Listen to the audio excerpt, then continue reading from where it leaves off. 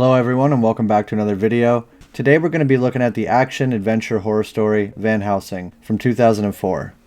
Before the video starts, I just wanted to say thanks a lot for 4,000 subscribers. I really appreciate it. I really love all the comments you guys leave. I love talking with you guys in the comments about the video and about the movies. So thanks a lot to everyone who subscribed, likes, and comments on the videos. I really appreciate it.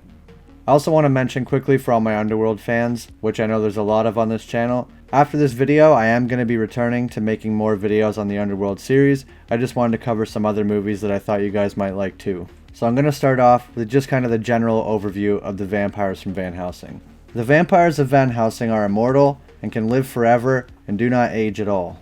The vampires of this movie are shown being weak to crosses, silver, holy water, stakes, garlic, and sunlight, so they have all the typical weaknesses of mythological vampires. Although the first vampire, Dracula, is immune to all these shortcomings to a degree. Princess Anna says they have tried everything, spraying him with holy water, silver stakes through the heart, but no one knows how to kill Dracula. In one scene, he is stabbed in the heart with a silver stake and removes it himself like nothing happened. Then Van Helsing tries to use a crucifix and Dracula grabs it from him and it melts in his hand. Dracula is also able to hear Van Helsing's heartbeat from across a room, and one of his brides was able to see in the pitch black with some kind of thermal night vision, so they also have super senses to go with their strength and speed. Near the beginning of the movie, we see Vulcan and Anna hunting a werewolf in Transylvania, and Vulcan says, "Dracula unleashed you for a reason." Dracula uses werewolves to do his bidding and killing outside the castle. Princess Anna states that Dracula has been using lichens to do his bidding for centuries. I also just have to note that Anna Valerius, or Princess Anna, is played by Kate Beckinsale, who is the same actor that plays Selene in the Underworld series. The werewolves of this series are shown to be savage beasts that would kill their own family when they're in wolf form. They forcibly change during the full moon and lose all control of themselves. The transformations are also shown to be quite painful.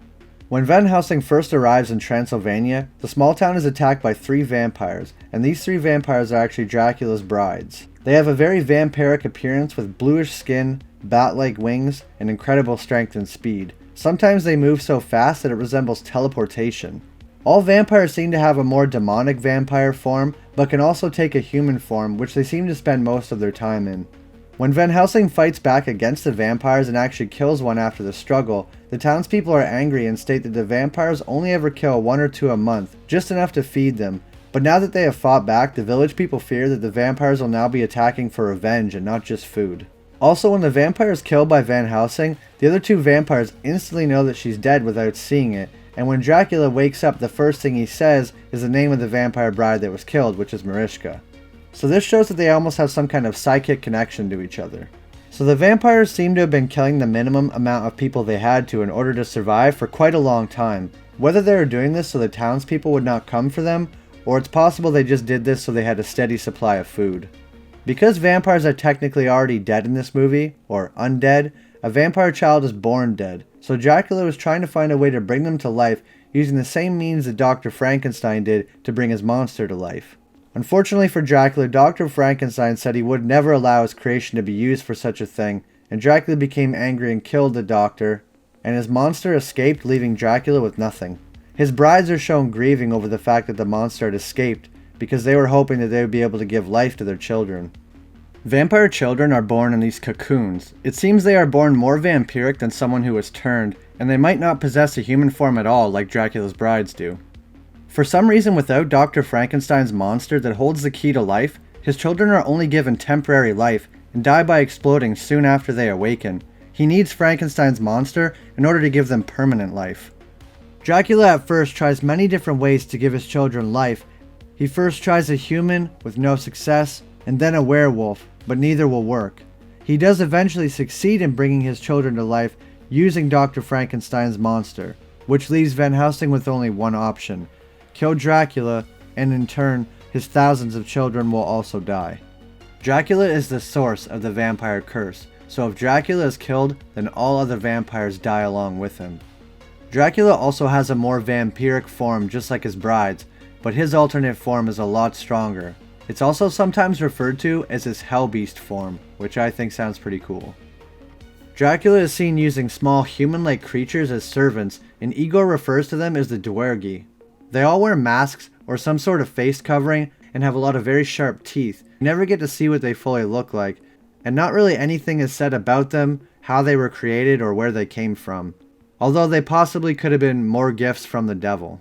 Van Helsing tells Carl that anything bitten or created by Dracula will also die if he is killed. So it's possible that Dracula could have been the one that created these creatures. Frankenstein's monster lay in hiding the entire time, knowing that if Dracula ever found him, the horrors that he could unleash would be unspeakable. At one point in the movie, Frankenstein's monster is having a conversation with Van Helsing, and Van Helsing mentions all the vampire children in the castle. This is when Frankenstein's monster tells Van Helsing that that was only a single birthing from a single wife. A single vampire can have hundreds of babies in a single birthing, and obviously he has 3 wives. His icy fortress houses thousands of his children waiting to be brought to life. So we see how that if Dracula was able to give life to all of his children, humans would be overrun pretty quickly. Dracula, full name Count Vladimir Dracula, born 1422. The legend of Dracula says that he was slain by the left hand of God, who turned out to be Gabriel Van Helsing, in 1462. But after being killed, Dracula made a deal with Satan himself to give him another life. But to sustain this life, he would have to consume the blood of other humans. His father Valerius the Elder was ashamed that he had sired the evil being and banished him to an icy fortress, sending him through a door from which there was no return. But the devil then gifted Dracula wings so that he was free to come and go as he pleased. Valerius the Elder then sought forgiveness from God and made his own vow for future generations to have Dracula slain so that they may enter heaven. The descendants of Valerius the Elder were unsuccessful for centuries because they could not find Dracula's weakness. They had tried every known vampire weakness, and none seemed to harm Dracula in the slightest. Eventually, Anna and Van Helsing did discover Dracula's only weakness was the werewolf venom.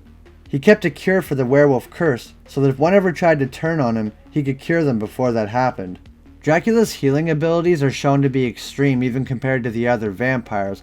After being hit by a big metal object thrown by Frankenstein's monster and burned in a fireplace, walks out as almost nothing but a skeleton and heals almost completely in only a matter of seconds. But the attacks of a werewolf seem not to heal the same as his usual wounds. Although for most of the movie the only vampires we see are Dracula and his 3 brides, there are a lot more vampires in the universe. We see this when they go to Budapest, and one of Dracula's wives informs Van Helsing that they have organized an event called the All Hallows Ball, which is a large gathering of vampires.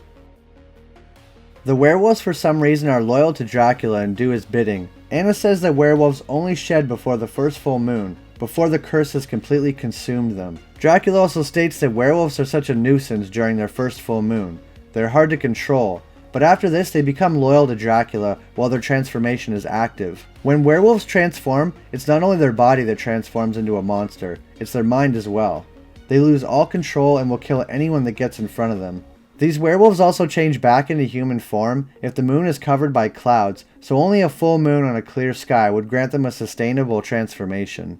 If one remains a werewolf for too long, they will eventually become permanently trapped in their wolf form, never to be human again.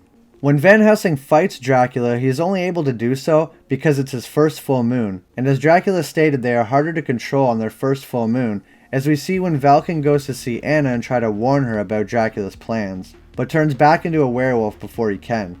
So Van Helsing only has this one chance to defeat Dracula. I also just wanted to mention that when Valken turns into his wolf form and is crawling up the wall, tearing off his own skin to reveal the werewolf fur underneath, is one of the coolest werewolf transformations I think of any movie ever. The special effects were great and the actor did an amazing job performing it and contorting in all the strange positions, really selling the loss of control and the pain with becoming a werewolf. It's also worth noting that it seems that the werewolf cure is only effective if given before the first full moon ends.